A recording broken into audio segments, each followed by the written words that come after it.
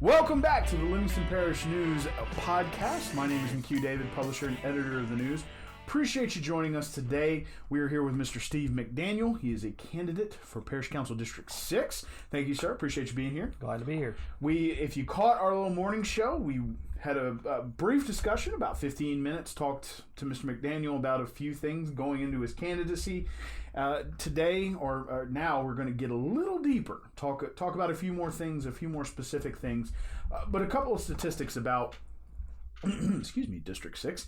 There are 6,992 households, roughly 19,000 people, 19,629 people, and you're looking at a 10% poverty rate, but 64% above ALICE, which is asset limited, income constrained, which is interesting. That was a United Way study done around the parish, and you actually have a pretty good. That's a pretty good ratio.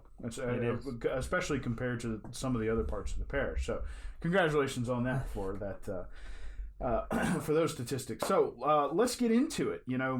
Tell us a little bit about yourself. Your family, your job, your personal life. When we talked on the morning show, talked in pre-production, we're talking. Let's start at how long you've been here and that kind of thing. Well, I'm Steve McDaniel, running for Parish Council District 6. I'm married to Lisa Covington McDaniel. We've been together for 10 years now. We have 5 kids, 4 grandkids. And my wife told me not to say on the podcast, but it's I'm trying not to say So trade secret, breathe. Breathe. If you feel yourself saying just go. I've been here in Livingston Parish 46 years of my 50 years life. I started my first company when I was 19 years old, and that was called Innovative Audio. I had it for 14 years. It's still going today. Brad Denson owns it now. Then I started a company called SCM Property Management when I was 24 years old. So I've been in business 31 years right here in Livingston Parish. I love Livingston Parish. I love Walker, where I grew up. Me and my wife are alumni of Walker High School, 87 and 88. Like I said, my passion is just Livingston Parish, seeing Livingston Parish grow, do better, and that's what I'm about, to help the people of Livingston Parish. First to bring up, you did mention in the morning show, I don't want you to forget it this time, you did mention you have 4 fur babies. Yes, 4. No, 5. I'm sorry, 5. Got 5 fur babies. So how, maybe not necessarily Innovative Audio, but the SCM Properties, how did you get into that? What brought you into that? SCM Properties, when I was 24 years old, it's funny how I got into it. I was watching a late night info commercial. And his name was Carlton Sheets. And they said some of the wealthiest people in America is in real estate. And it cost me like $400 for this program. So I ordered it. Then I didn't read the whole thing, but I grabbed certain things and I bought my first property when I was 24, reading this book. And it just grew from there. That's how I got into it, and then next thing you know, it just evolved. It just kept evolving. Oh, that's interesting. You don't hear a lot of people who really get wealthy off those things. So that's kind of neat. Okay, so that's how you got into that. Now let's talk about why you got into this particular parish council race. The reason I got into this particular race is, number one, like I said, I love my parish. I love the parish here. It's I travel all over. I had one of my companies where I used to travel coast to coast, and it's nothing like Livingston Parish. I mean, the food, the people, it's just home. And that's all I can say. It's just home. And why I got into the race is because I want to help the people to get even better here in Livingston Parish. The drainage, people flood. Every time I'm out there talking to people, I flood it. We had 60 homes flood. I want to get in here and get people the answers and educate them. They're asking me all the time, Steve, what can you do about drainage? Steve, my cover's backed up. Steve, what? Well, let's get the drainage issue going. Let's get the people educated and get them answers instead of them being kept in the dark. Right. Well, okay, so You've been on the campaign trail now for, I guess, about a month, maybe a little over a month. Over a month. Did you start before qualifying? Yes. Okay. Yes. So you knew you were in it. I did. So how do you feel about it? I love it. I mean, some of the things that I've learned, I'm a winner either way, whether I'm hoping I win. But if I don't, I'm still a winner either way because I've met some great people along the way. Some of the organizations that we've gotten involved with, like the Livingston Activity Center out in Walker. We did a big the 20th of this month, we did a big jambalaya benefit. We raised $3,600 for them. 100% of that benefit went to them because they needed tables and chairs, washers and dryers, and that's what we did. So I met some great people along this campaign trail. So I'm a winner either way, and hopefully I win so I can meet more great people and help the people of District 6. And that was going to be, you kind of stole my thunder on that one. That was going to be my next question, is kind of some of the things that you participated in along the way. You talked about the Activity Center. You were at Republican Women just the other night. You also had a forum recently presented by the Livingston Parish Chamber of Commerce. Tell us what it was like for you. I mean, you don't necessarily have to tell us your answers. We'll talk about some of the things you discussed there in a little bit, but just being at those events and participating in them, what is that new for you? That's very new for me. And I don't know if I should say this. My wife probably kill me on this one, but when I was in school, I would take an F on my paper not to speak in front of someone. No. I mean, I would literally, the teacher would say, Steve, but I played football for Walker High School, so I would have to make up extra homework to get that F to where I can pass to play football. Right. But my wife, and my wife knows that. I would take an F, so I'm terrified. So when you get up in the lights, like at the Holy Ground coffee shop out in Walker, when the lights are hitting you and the people are staring at you, all these eyeballs, that is very new to me. And then the Women's Republic, all the candidates there that's been there and done this for years, they're there looking at you and feel like they're grading me. It's kind of mind-blowing for me to do this. So I'm kind of coming out of my element. One-on-one, I can talk to you all day long. That's not a problem. When you get a crowd, it's like, what's going on? Yeah, there's a little bit of an unknown there. You're not sure exactly what's going to happen. Somebody fires off a crazy question, and you're like, whoa, what's going on? Exactly. So getting into this race, getting into the seat, should you be elected, you are going to be subjected to what is called the Home Rule Charter. What do you know about the Home Rule Charter?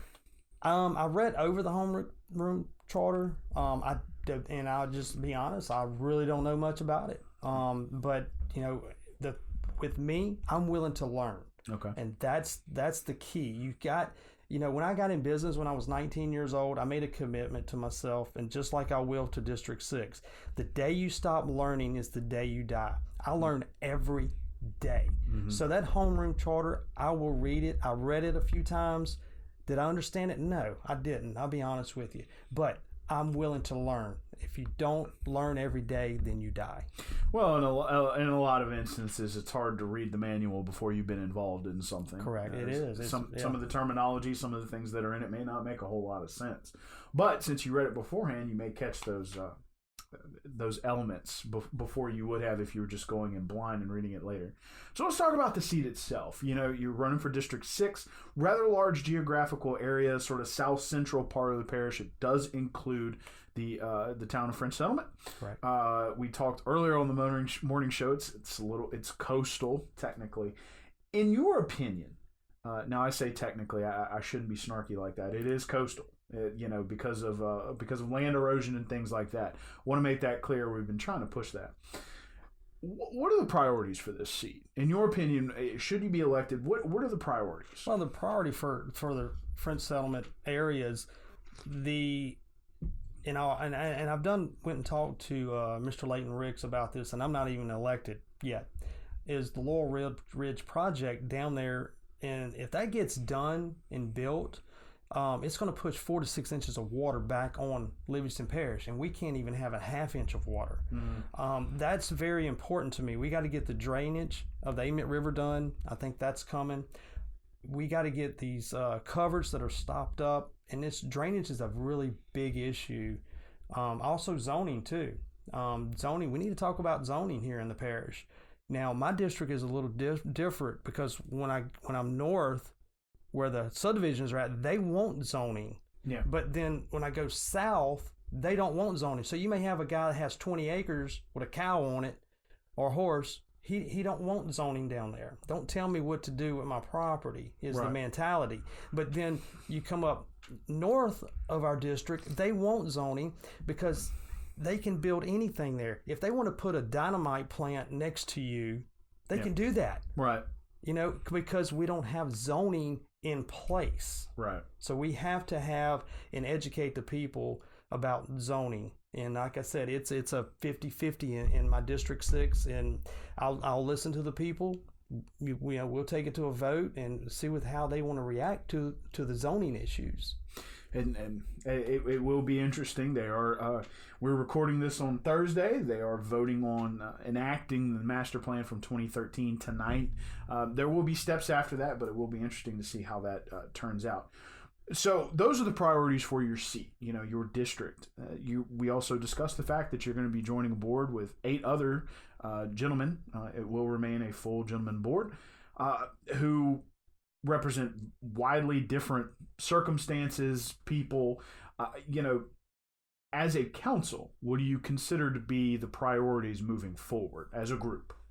As a group, first we have to all get along. I'm just one vote on that 9-member board. So, we all have to get along, not go retro and go back to where it was. Because I kind of followed the council years ago where they was fighting with each other and stuff like that. We all have to get along with our parish president. We all have to get along with each other. Now, look, if something's wrong and something's wrong, then, hey, it's wrong. But you have to all come together as a unit of 9. Mm-hmm. I mean, it has to be that way. But I will fight for the parish of the District 6. I will fight for those guys. And which is going to be an interesting task, considering the vast array of people that you will be representing. So we talked about the priorities. If you had to hone in on one thing for District 6 that you'd like to get accomplished should you be elected, what would that be? Drainage, and also, it really can't say one because it's so many. Mm-hmm. I really can't hone it down to one. I mean, I would have to say drainage, but education of the people. Mm-hmm. Educating them about the budgets. And speaking of budgets, if I get elected, I'm going line by line on the budget. Let's see where the money's going. Mm-hmm. People don't want to bring up taxes. I don't like taxes, but we need to see where the money going. Are they robbing Peter to pay Paul? I've always said that. Are they robbing Peter to pay Paul? Where is that money going? Let our constituents, let them know where is that money going. Right. And that's what I want to get out to the people. Now, a lot of people, when I talk about that, they probably don't want me to get elected because they're afraid that I'm going to shake too many trees up there. Mm-hmm. And that's what I do. I can't be in business 31 years and please everybody. Mm-hmm. It just ain't going to happen. So if I shake some trees, I'm going to be a shaker and mover and shake them trees. Well, fair enough. It is a big budget. And there are a couple of different budgets, so you'll be sifting through some different things. Talking about the budget, talking about several different budgets, if there was something you could change about Livingston Parish's government, and the answer could be nothing.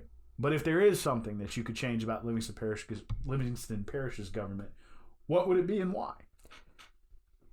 That's a tough question for me because I'm not in the government role right now. Sure. I'm just a private guy, have my company, my business, and it really, I'll be honest with you. I'm just going to be honest. I cannot answer that right now. Okay. Perhaps it would be increased efficiency with budget. Could we say that? Yeah. Oh, definitely. Okay. Definitely. I do agree with that. Well, there you go. So that's going to wrap up our show, Steve. We appreciate you being here. Is there anything else? I say wrap up. I mean, is there anything else you'd like to throw out there, or just repeat your campaign slogan? Well, I mean, I humbly ask for people for their vote, Let's make a difference, and let's get out there and get out there and talk to the people. Not only talk to them, but be accessible. My office is in Denham. I'm open. You can come talk to me. Your concerns are my concerns. That's what I want to do. I want to help you. Another thing too, my wife said, and they said, and I heard her over talking to someone at one of these functions that we went to, the Women Republic, and she was telling someone, I overheard her. She says, my husband didn't even know that he's getting a paycheck. I got into this to help the people. I didn't get in this for the money. And that was really, I heard her over talking, and I was like, why are you telling that story? She goes, because you didn't even know that you was going to get $1,200 a month, and I'm like, no, I didn't, Right. I did it to help the people, because people need to be informed. Right. I can care less about the money, to be honest with you. If I can help you and get stuff done for our district, that's what I really truly care about. Yeah. It's not about me making money. Somebody threw that up today, are you making money? No, I'm not making money. I mean, yeah, I am making money, but I didn't even know I was getting a check out of this. $1,200? Really? When am I going to do $1,200? Yeah. Scholarship fund, maybe. Yeah. So buy some more dog food for my puppies. Well, yeah, it seems to go up every week.